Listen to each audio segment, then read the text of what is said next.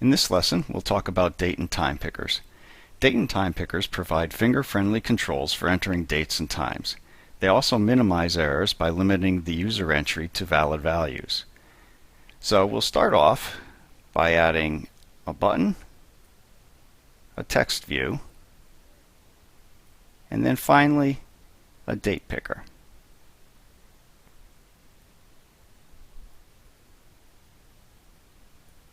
And don't be alarmed, that's just the design time representation. So now we'll go into code, and what we're going to do is when we click the button, we'll read the date into the text view.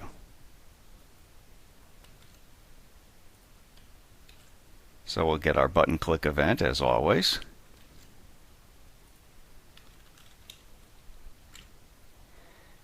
And then on the button click event,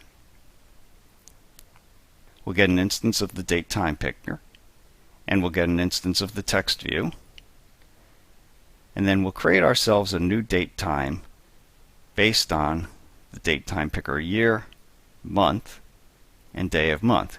Now you'll note that the date time picker's month is 0 based indexed, whereas a date time wants it a 1 based index.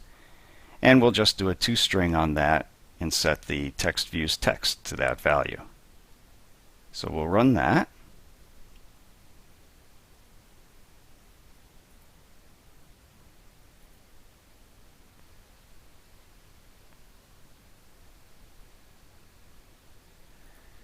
And you can see now that our date picker looks pretty reasonable.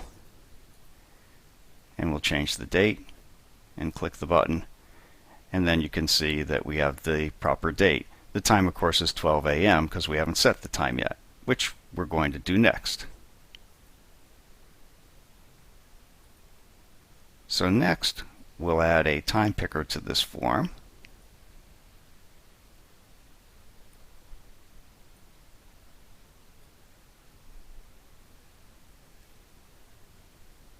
And in code, we'll change our lines a little bit.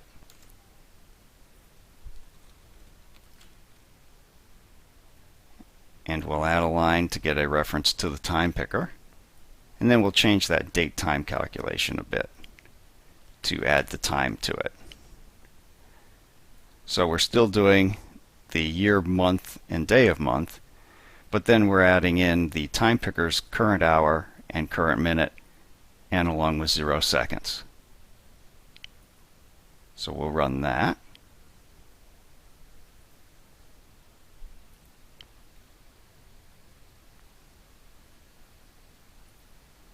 And here's our time picker.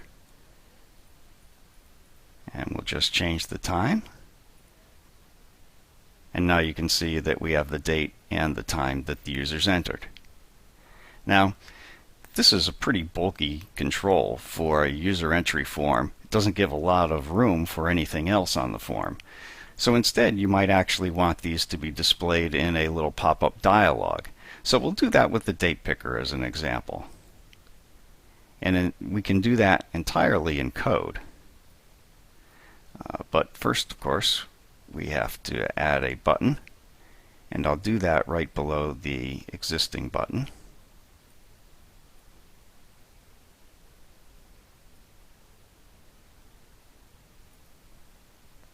And we'll put in a little button click event for it.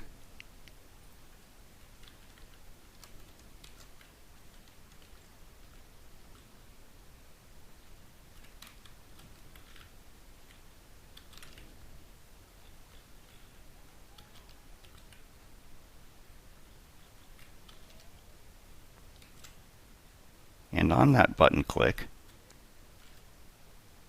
we're going to show a dialog. And that's one of the features in Android. And there's an override for an activity called onCreateDialog.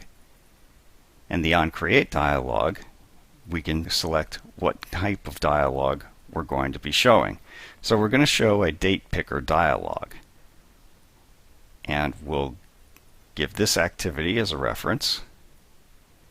And we're just going to put in today's year, month, and day as an initial value to be shown in the date picker.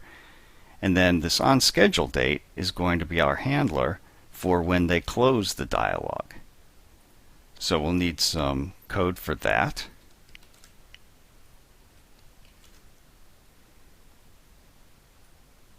And very simply, we'll just grab our text view again, and we'll take the date that is passed to us in the dateset event arguments and set the text view's text to that date string. So we'll give that a try.